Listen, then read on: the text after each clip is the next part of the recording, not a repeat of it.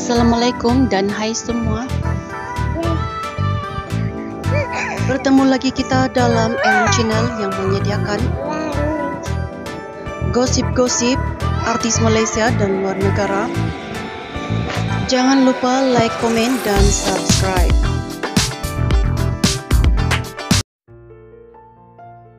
Penyanyi Irfan Haris berkongsi momen ketika pelakon dan penyanyi Fatah Amin datang beraya di kediamannya yang terletak di Johor baru-baru ini. Menerusi sesi siaran langsung di TikTok, Irfan memberitahu ibunya menyediakan juada kegemaran Fatah iaitu sambal udang ketika aktor itu datang ke rumahnya. Ada satu hari Mama saya masak. Saya lihat Mama masak sambal udang dalam kuantiti yang banyak.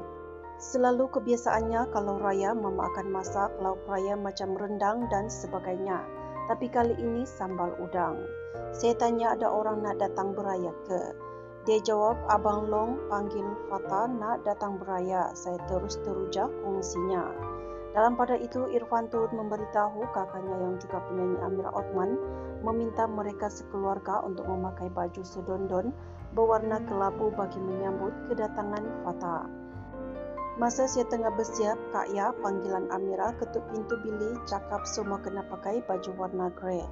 Saya dah gelabah sebab tak jumpa baju warna tu.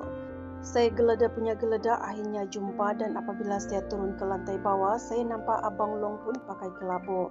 Satu keluarga siap pakai kelabu termasuk Mama, Ayah dan abang-abang saya. Apabila dah pakai sedondon tu, kami buat konten Velocity menari.